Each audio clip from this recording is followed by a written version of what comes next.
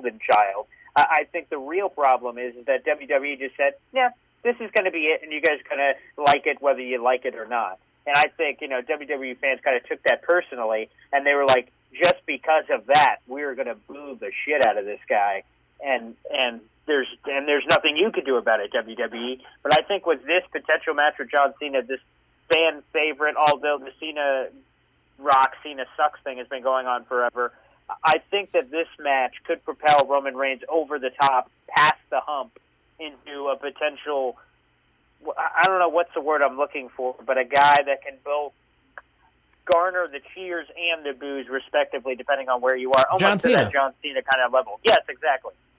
Now, like to Brandon's point, that's kind of what he was saying about with the booing. If you notice when they get booed, they don't say disliked. They say the most controversial WWE superstar, and that kind of gives them like an aura, like a mystery, and kind of makes them not more popular, but WWE kind of makes them more popular in WWE's eyes to use them if they're more controversial. It's reaction. If you don't get a reaction, you're getting out. Vince is going to kick you out the door real quick. It doesn't matter if you get all the cheers or all the boos. That's why, I mean, look at John Cena. Like, they do the "Let's go Cena, Cena sucks." Like, it's like a lot. I mean, depending on what crowd you're in, sometimes it's almost right down the middle. Sometimes it's more one way or the other.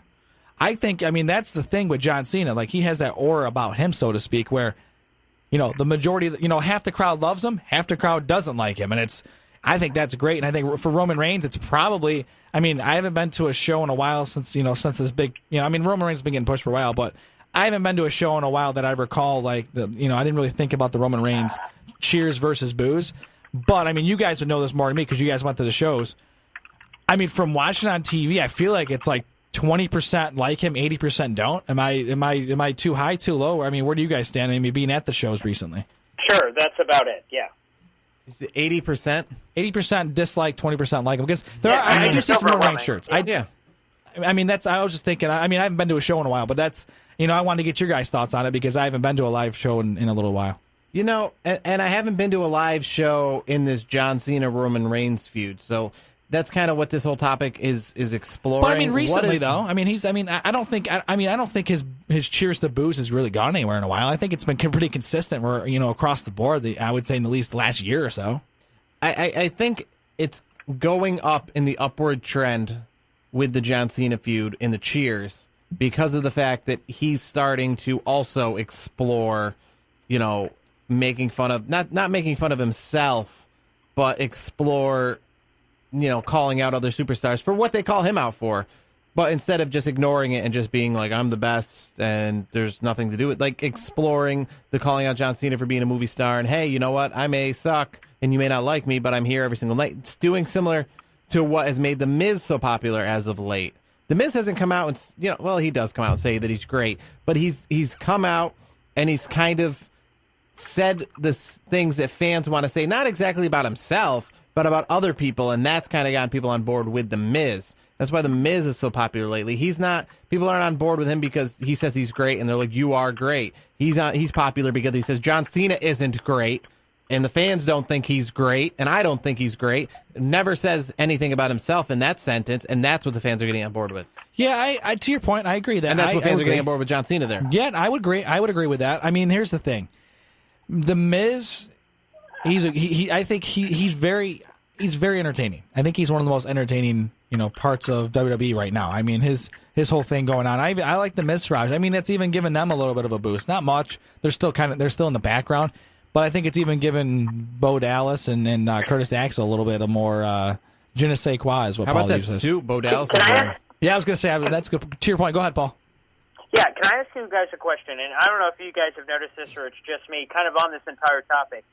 John Cena, over the last year and a half, maybe 2 years, has visibly been more rah, look at me, I'm John Cena. What I mean by that is the 16-time world champion thing, I'm the greatest of all time, Michael Cole talking about the greatest of all time. It seems to be this aura around him. Like, we all knew he was good. It's kind of like LeBron James having to every other second say, I am the best NBA player of all time in today's game. And everyone's like, yeah, we know, LeBron. You don't have to say it. So why is there this aura around John Cena lately, to me, that I'm noticing, that he just keeps saying that he's the greatest of all time? What's up with this super bravado that's been going on? Has anyone else noticed? I think because maybe he's not here as often and he's starting to realize that he's not going to be in the WWE as often. So when he is there, he feels like he has to make that attention of, hey, guys, I'm here. He can't just be there. He has to make sure everyone knows, like when they built up his return on July the 4th,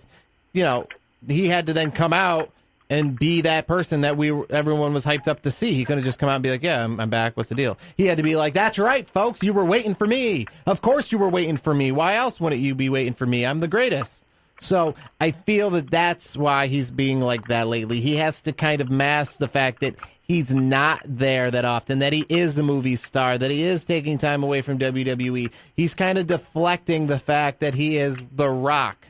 And that's what The Rock did. The Rock, when he came back, he wasn't like, you're right, I'm a movie star, but he was more like, let's talk about the ring. And when you talk about wrestling, I don't want to talk about movies. Talk about wrestling. When we talk about wrestling, I'm the best at wrestling. That's why I'm here. If I wasn't the best at wrestling, then I wouldn't be here. And that's what I think John Cena is trying to do. He's trying to deflect the whole movie star thing. Yeah, I agree with that. The word deflect, I couldn't agree more. That was the word I was going to say before you took it. And I think WWE as a whole with John Cena, I think they're doing it the right way. I mean, he's not going to be, we all know, he's not full-time anymore. He's got so many other gigs. He's doing multiple movies. He's doing voiceovers, commercials. He's on the Total Bellas, Total Divas. He's on all that stuff. The guy doesn't have a lot of time. I mean, I was watching, I watched that Total Bellas. It's actually not a bad show. I was watching it, and he literally says if he's got a free 12 hours, man, imagine that. If you have a free 12 hours, yeah, I'll fly across country just to spend 2 hours with you. Like, man, that's got to be great, having that kind of money where you can just fly whenever you want. Like, oh yeah, I got 12 hours freed up. You know what? I'm just gonna fly over to Arizona and get to see you. John Cena's got the life. I mean, he comes and goes as he pleases, and he's making so much money. It's only a matter of time before he's going to be just like The Rock. They're going to face him out. Like you say, the life. But you got to remember, too, if he has a free 12 hours, which doesn't come often. Yeah, but he's doing stuff that he enjoys, though. Like, the thing is, a lot of folks, a lot of folks, we work really hard. I mean, we might like what we do, but it's like this guy is living the high life. I mean, look at the cars he rolls in. Look at what he's doing. He's definitely. If a lot of people would love to have his schedule. I mean, yes, is it hectic? Yes, but all the opportunities he's getting. I mean, I was watching the Total Bellas. I think it was last week or the week before, and he was saying, I just got another opportunity to try out for another part. And he probably got it knowing John Cena. I mean, John Cena's just been getting parts left and right, whether it's in TV shows like he has on, I think it's on Fox. Then he's been doing all these movies. I mean, he's living the high life, and I think the timing that he does have in the business, when he's actually making these part-time appearances, as we like to say, I think the creative and with John Cena, I think they're doing a good job because they're deflecting the whole Hollywood John Cena. They're saying, okay, when I'm here, I am John Cena, the wrestler, and I think that's the way they should be doing it. And I think they're doing it the right way. What do you think on that, Paul? I couldn't agree more. There you go. Okay, I'm just finishing up writing in new segment for next week. Brandon the Icebreaker Clements, Total Divas Report of the Week. Yeah. Keep us informed on the Total Divas coming up. I got to catch up on it, by the way. I just one final thing I wanted to mention is Aiden English. Is that the SmackDown version of Elias? No way, no comparison. Come on, man. Do you see what they're doing there? Stop. Yeah, that's true. Elias Sampson is way better than that dude. But they're Come on. doing this. I was watching SmackDown, and they're like, the lights came on. They're like, ladies and gentlemen, Aiden English. I don't like. His character annoys me. I'm not saying, but it's like they're doing this like same thing. But at least Elias is a good in-ring competitor. I don't think Aiden English is that good. No, yeah. The best thing that he's ever done. Elias, he got his break this week. He was in a six-pack challenge. Almost earned a spot at the pay-per-view to take on The Miz, but surprise, surprise, Jason Jordan won that.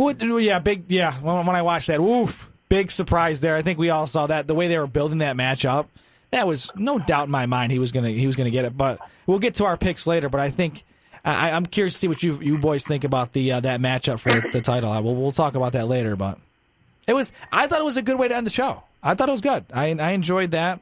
It was good to see a solid match at the end of the night, not some throwaway match like we've seen recently. So I thought it was a good go home show before the next pay per view here. And how about Kevin Owens' apology? to Vince McMahon and or lack of apology, essentially. Yeah, I was gonna say that apology was that's Kevin Owens right to a T. Like, he built it up, and then he's like, yeah, the beating you're gonna give me, wait till I give you this beating. It's Kevin Owens at his finest. I think this is good for Kevin Owens. I think Shane McMahon is entertaining enough where it's not going to be the greatest wrestling match. It's not going to be like a Bret the Hitman Hart like technical match, so to speak. But I think it's going to be an entertaining match. Shane McMahon always does that, and of course, what other match would Shane McMahon be in than a Hell in a Cell match? Which, by the way, you called that ahead of time. Which, once again, Nosha Jarod is always on point. Well, come on now. I mean, that's not a prediction. It was. I think we all saw the writing on the wall. I mean, you came out and said it first, so I got to give you the props on it once again. I think it's going to be a good match. I can't wait to see that. But well, let me tell you what is going to be good as we wrap up our first segment. Our 3 questions of the week, the 3 count, including our Twitter question of the week, are coming up next as you are listening to the Heel of the Face podcast on Sports War Radio, Rat Pack Radio, and on iTunes. The New York Jets are rising and are ready to compete in the AFC. Boyd Green and Ty Butler will give you everything you need to know about the Jets every Wednesday at 8 p.m. Eastern. From reviewing the previous game and looking ahead to the next matchup, to all of the news and 4 downs, the Jet Zone has everything. Follow at BoydGreen25 and at Ty D. Butler on Twitter. Proud member of Sports War Radio. Let the battle begin.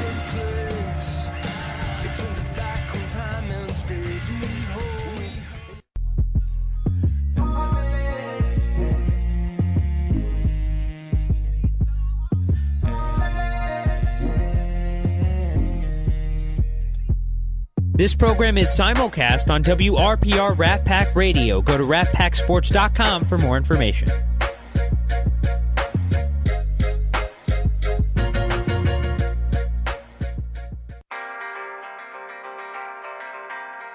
Do you want to stay up to date on the latest sports news? Come check out After the Whistle from 4 to 5 p.m. every Friday night.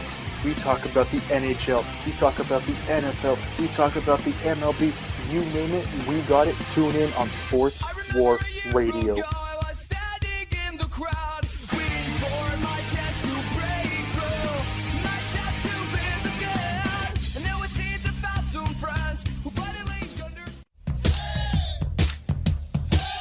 Now is the time to get your voice heard. Sports War Radio is now accepting applications for driven and knowledgeable sports fans who want to start their very own podcast about their favorite team.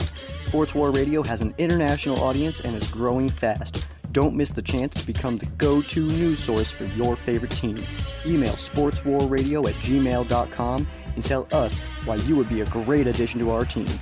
Sports War Radio. Let the battle begin.